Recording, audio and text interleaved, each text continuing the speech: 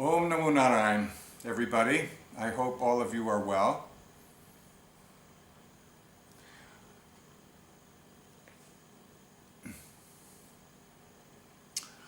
So tonight, I thought we would get into Bhartrihari. Bhartrihari, to me, is an absolutely fascinating character, absolutely fascinating articulator of speech, commentator on both Panini and Patanjali.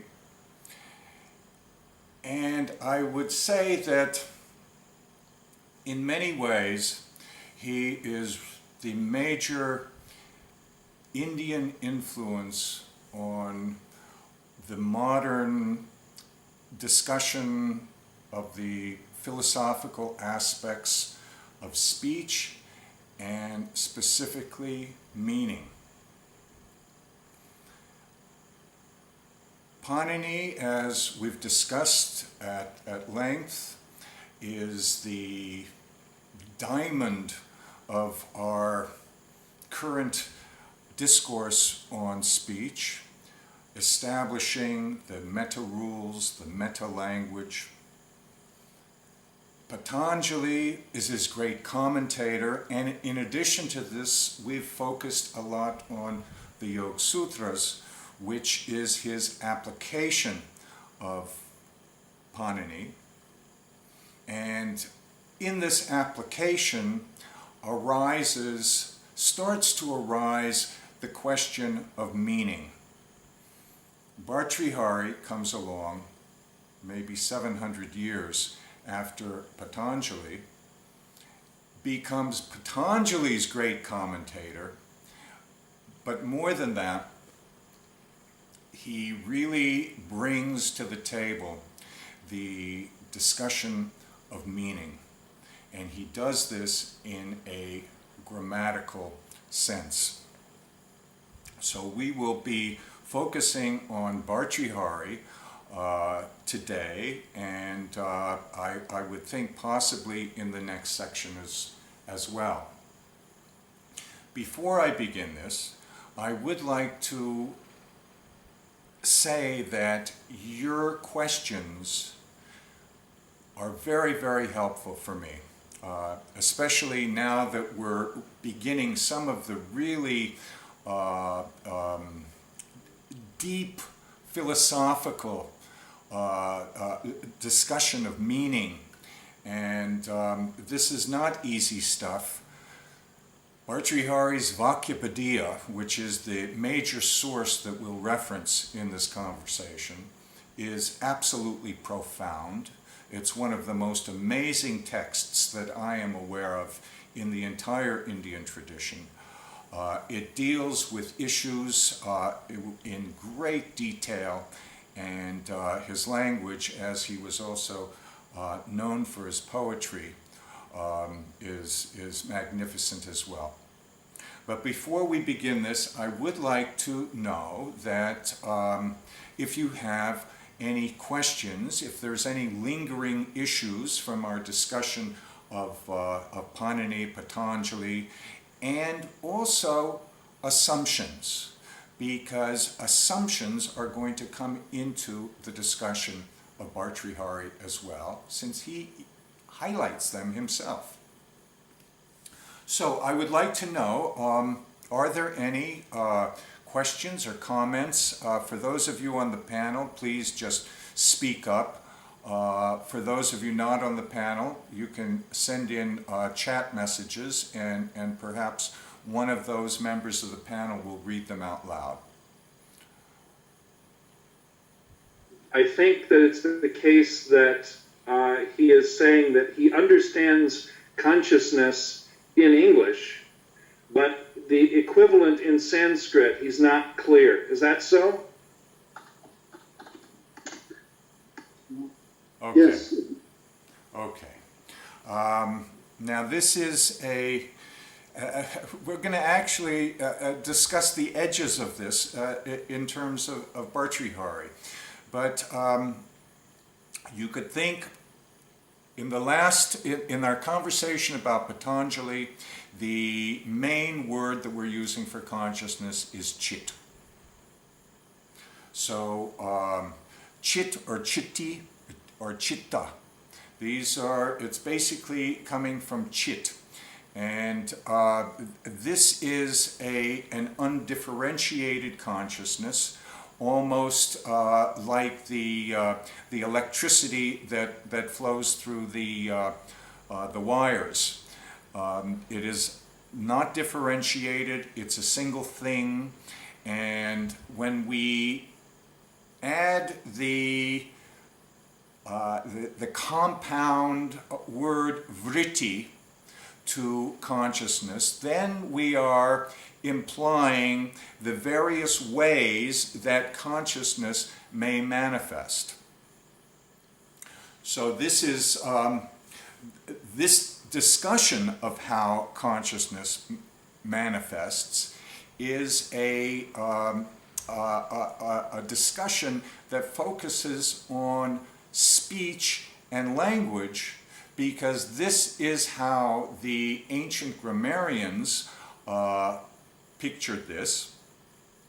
And in addition to that, we find that many of the philosophers and cognitive scientists and so forth of the last 150 years have also related to it in that way.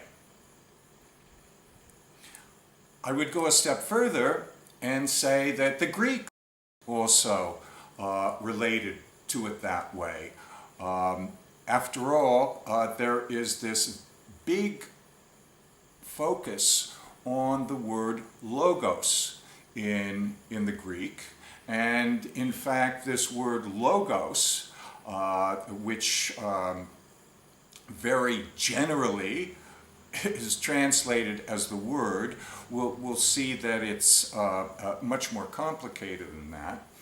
But even the Bible, the Christian Bible, the beginning of, what is it, John, where the line is, in the beginning was the Word, and the Word was with God, and the Word was God. So this focus on the role that speech and language plays in our perception of the world, in our knowledge, is pretty much spread throughout history and throughout various cultures.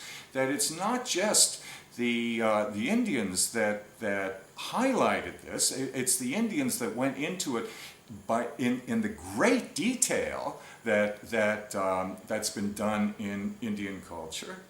But it is an awareness that is spread fairly universally.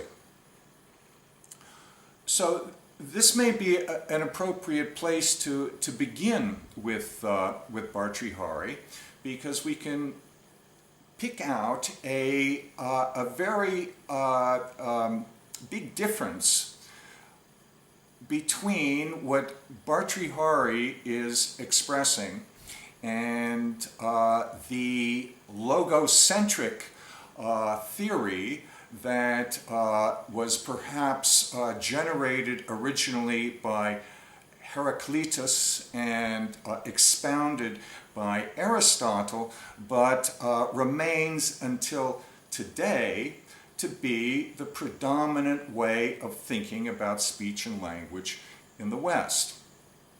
I was wondering, Kailash, you're very well informed about Greek philosophy.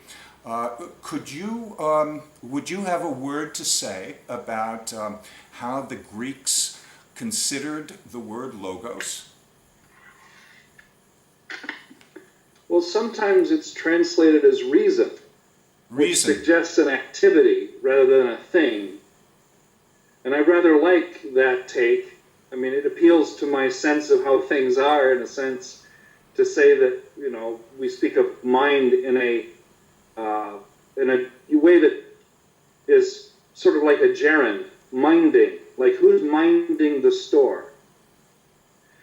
I think that the Logos has some of that flavor, that it's the activity of the divine expressing itself through the Word. Ah, very good.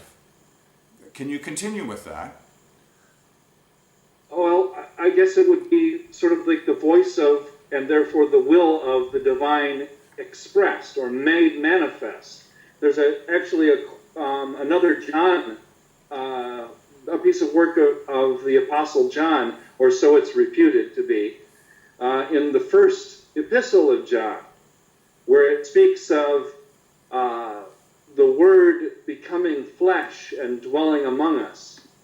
Well, that was something that people took very, very seriously as the divine finding a